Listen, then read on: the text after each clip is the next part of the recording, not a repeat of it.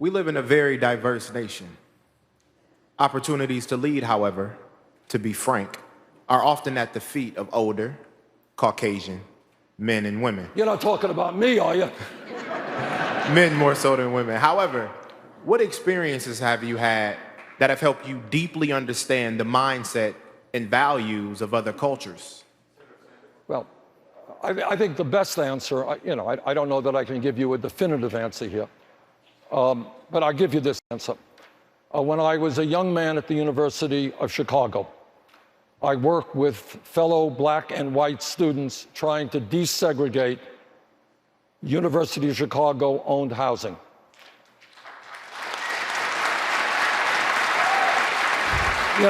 Most candidates for president don't usually put this on their resume, but a year later, I was arrested by the Chicago police for trying to desegregate the Chicago school system. Being a white person in the United States of America, I know that I've never had the experience that so many of the people in this audience have had.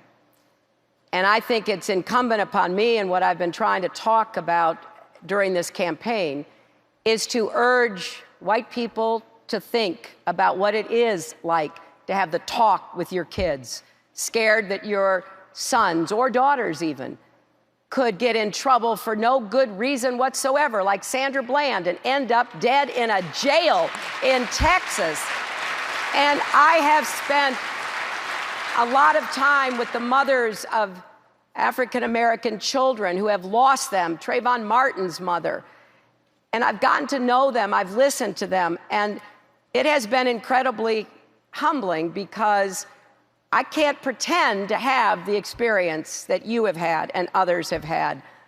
But I will do everything that I possibly can to not only do the best to understand and to empathize, but to tear down the barriers of systemic racism that are in the criminal justice system, in the employment system, in the education and healthcare system.